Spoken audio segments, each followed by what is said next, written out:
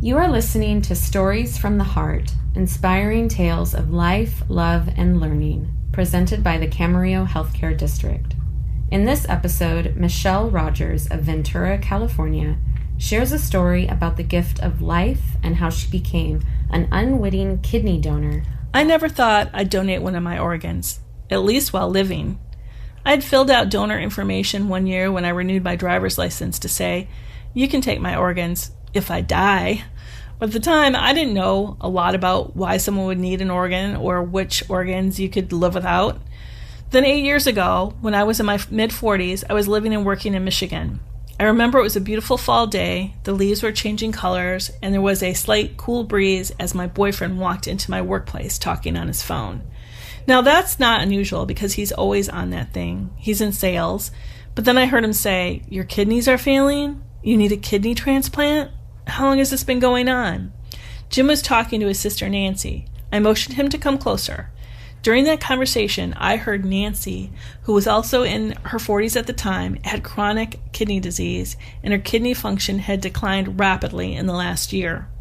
Even though it was a condition diagnosed in her 20s and it was being monitored, it was a shock to her too. She was told she either needed to find someone willing to donate a kidney or go on dialysis soon and join a very long wait list for many years in hopes of receiving a cadaver kidney, and she could die while waiting for one. When I heard this, my heart broke for Nancy, a mother who works with special needs children at a school in her neighborhood. That's scary news, and it's especially scary and heartbreaking when you consider the family's history with disease and loss. Their brother died of a brain tumor when he was a teenager. They lost one of their sisters to breast cancer when she was in her early 30s. Their father died of complications relating to diabetes. They lost their stepfather to Alzheimer's disease, and at the time, their mother, who's now deceased, had multiple sclerosis and had been in a wheelchair for years. So I said to Jim, "Tell Nancy we'll do anything she needs." Those words would come to mean more than maybe I had ever intended at the time. Kind of like when you volunteer to help someone on the weekend and then when the day comes, you don't feel like it. Who's been in that situation? So the quandary is, do you help anyway, or do you blow it off? For me, the question was, do I stick to what I said when I said, "Tell Nancy we'll do anything she needs," or do I let those words fade in the distance? Well, I'm not a blow-it-off type of person. If you're familiar with the Myers-Briggs personality test, you may have heard of an ISTJ. Basically, we are fiercely loyal, responsible, and dependable. Just a couple weeks after the phone call between Jim and Nancy, Nancy told us a hospital where she lives was hosting a seminar for people in need of kidneys and their family members. She asked if we would come. I thought we would be learning all about Nancy's kidney disease and what we could do to support her. But the talk was something different. It featured 4 kidney donors and their recipients talking about the gift of life and how it changed them. A doctor was also there to speak about kidney donation, sharing a lot of data and case studies. I learned that an individual screened by health officials and with no health issues can live a full and healthy life with just one kidney. The information and the stories shared by those who went through the process spoke to me and made sense. An application was handed out for anyone interested in kidney donation, and that's when my wheels started turning. I thought, yes, Jim, Nancy's brother, would be interested. But how would I convince someone who has anxiety over health issues to do it? This is someone who lost a brother to brain tumor and a sister to breast cancer and fears the day a health issue or something else, like a surgery gone wrong, will take his life too soon as well. As an example, I had to fly to Florida, and Jim had to feed our bunnies, a task that I usually do. Well, one nipped him on the finger. So what did he do? Well, he went to urgent care, fearing a deadly rabbit disease may have entered his bloodstream, and they sent him home with a Band-Aid kit.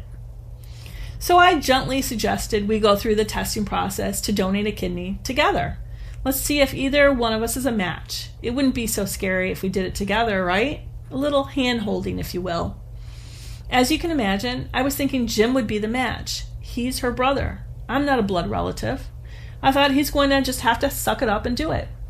Plus, Nancy has 3 sisters, a couple cousins, nieces, and nephews. Surely some family member would be a match, if not Jim. I was called back to the hospital pretty regularly for further testing. It was kind of like a big job interview for me. You know, the kind where you are flattered to be considered and invited for an interview, but you think you have no chance, or maybe you're just pursuing it to hone your interview skills. What I didn't realize at the time was how much blood type figures into whether someone is a match. Nancy's sister had a different blood type, as did her cousin, who agreed to be tested. They were immediately eliminated as potential donors, and no other family members had stepped forward. It was just me and Jim. And then Jim told me that the doctor said he couldn't be a donor.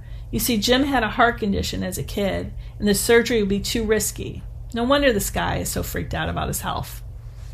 So I was the last one standing, and I had type O blood, which is universal type, and very good news. Well, good news for someone who wants to donate a kidney. But did I want to? I kind of went through the testing to model the way for Jim, to support him through the process, hold his hand. I never thought it would come down to me. And then the phone call came. The nurse told me, based on all the testing, I was eligible to donate my kidney to Nancy. Now it was do or die time. I had a decision to make. A life was on the line, and I had an opportunity to help. What would I do? I got a text from Nancy's husband saying, "Don't feel pressured to do this. We love you either way, whatever you decide." His words really struck me. They love me. I'm part of the family. I've always felt that way, and Nancy was part of the reason why. She was the one hosting all the family's holiday events and barbecues and making sure I felt at home and part of the family. We shared a similar sense of humor, laughing at the absurdities of life, no matter how ridiculous, embarrassing, or traumatic. She was the one I confided in. Then I thought even more deeply about it. I've seen a lot of death in my personal life as well. My dad died of a heart attack in 1999. My sister committed suicide in 2002. My husband died of cancer in 2004. And a former long-term boyfriend died of the flu just at the time I was making this decision in 2014. I'd experienced all these tragedies and had no control over any of it. I was just a bystander. Now I had an opportunity to intervene and save someone's life.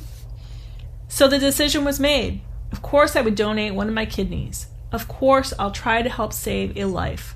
I love Nancy and I love her family. Of course I'm going to do whatever Nancy needs. I can be depended on. I've got this.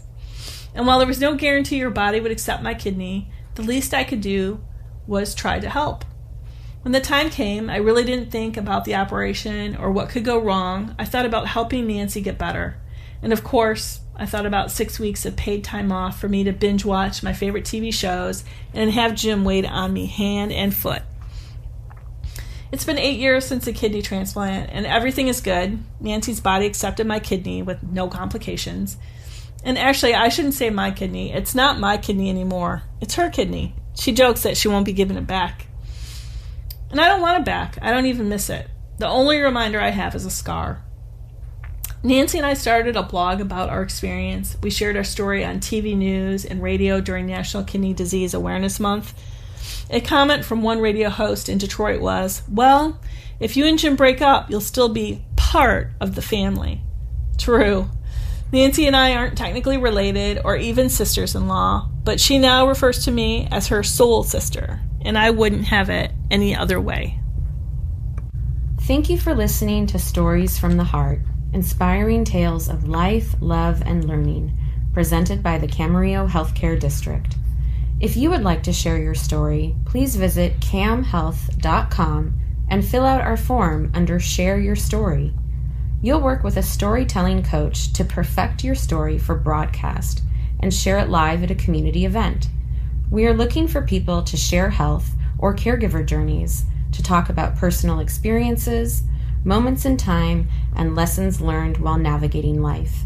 These life stories will paint a visual picture with words. They should be 5 to 10 minutes long and must be primarily about the storyteller and their truths, experiences, and emotions.